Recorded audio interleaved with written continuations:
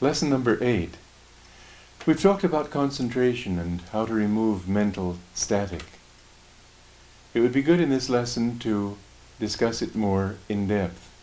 First of all, with concentration, remember that just as with willpower, it's not a matter of struggle.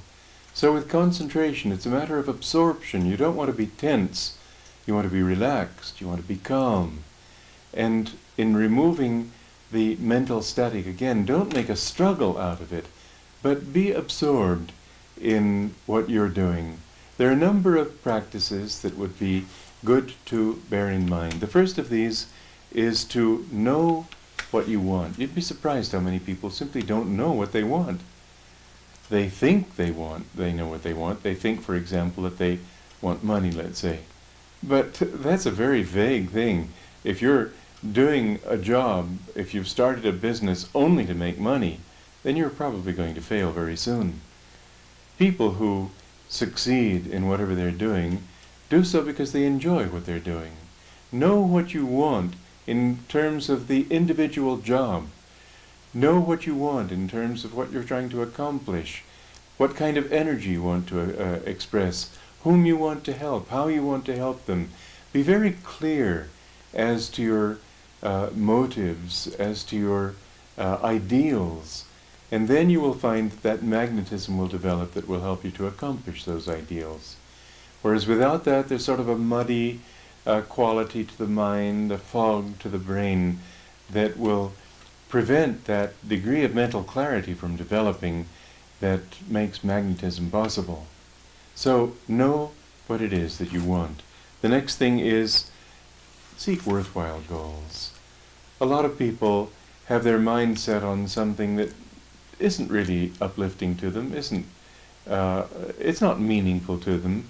They only want to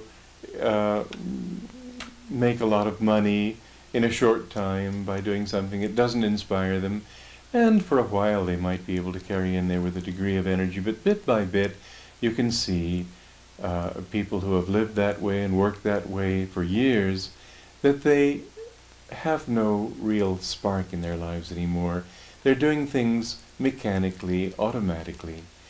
When you live for something that's worthwhile to you, and you can find something worthwhile in almost anything that you do, because it's what we project onto these things that makes them really meaningful. So try to find some motive of usefulness, for example.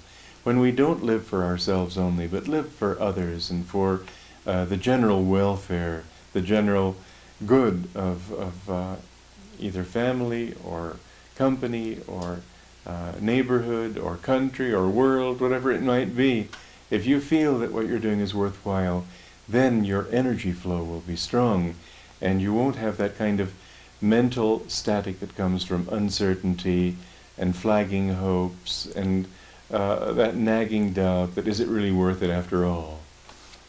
Another thing to look for is to set yourself realistic goals.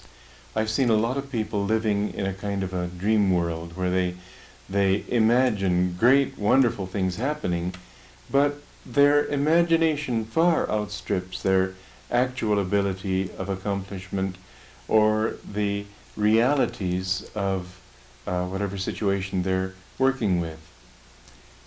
Work with things as they really are. Don't work with them as you wish they were if you want to accomplish anything in this world. Recognize also the abilities of your subordinates. Don't try to beat them with your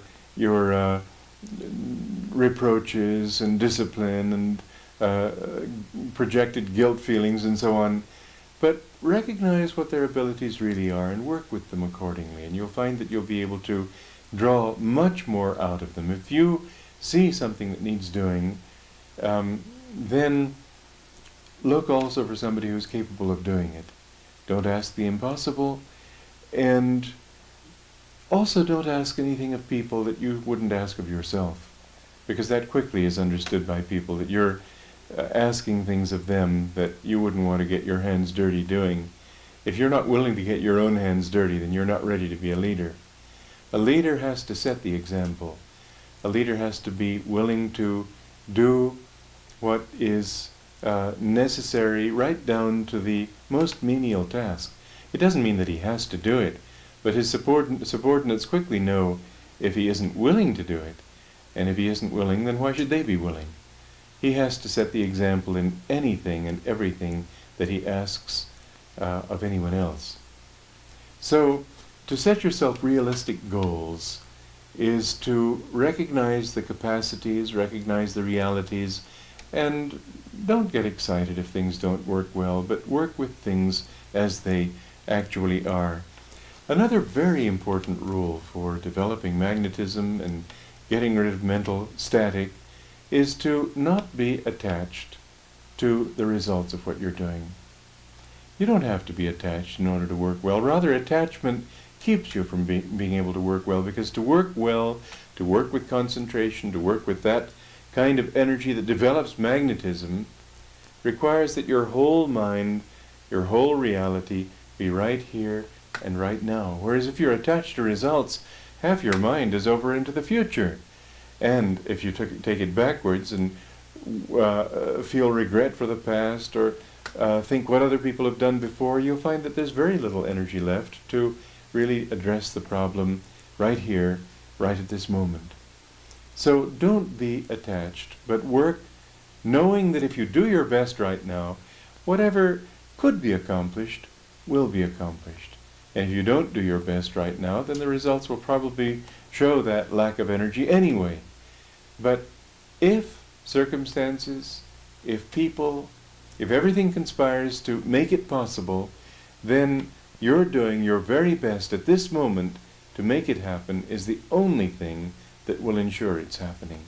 So live in the present, work in the present, think in the present, be conscious right here and right now, and you will know from that that the results in taking care of themselves will also be the best results possible. Another thing, and it ties into what I was saying a little bit earlier, is don't expect perfection of others. You don't expect it of yourself, do you? Well, if you do, then probably you're bearing too heavy a burden of guilt. Don't expect perfection. Expect people to do their very best. And don't ask them to make leaps of reason or leaps of awareness, of understanding, that it may have taken you a long time to reach yourself.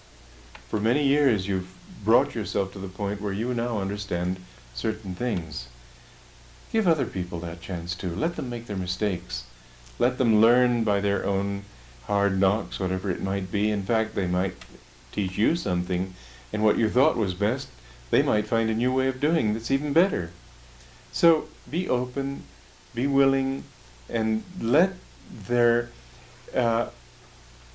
best happen, but don't place this intolerable burden of perfection on anything that you do. As long as it's better than what you've done so far, that better can keep on getting better. The trouble with an expectation of perfection is also that usually it's very static. It's a limited view. It's sort of like a story that I heard years ago about a man who died and went to heaven, and St. Peter was showing him all around, and he showed him what he called the heavenly junkyard. And it was full of all sorts of things that St. Peter explained had been rejected by the people in this world. And the man said, well, that's ridiculous. How could they reject all these wonderful things? He said, for example, look at that Cadillac there. Who would reject such a beautiful Cadillac?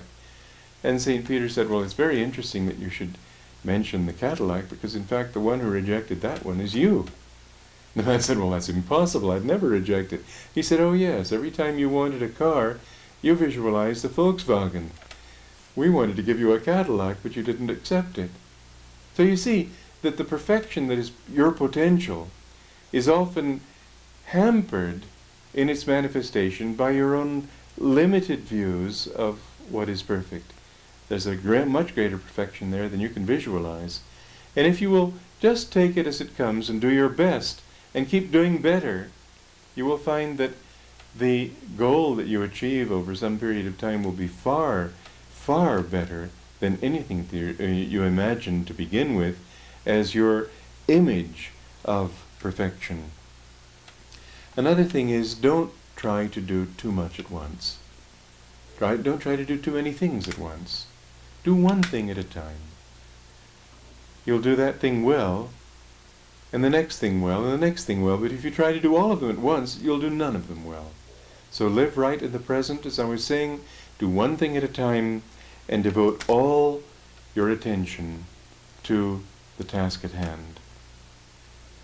Whatever you can accomplish will be accomplished best if you remove your mental static and clarify your mind and act in this one-pointed concentration and fixity of purpose that we've been describing.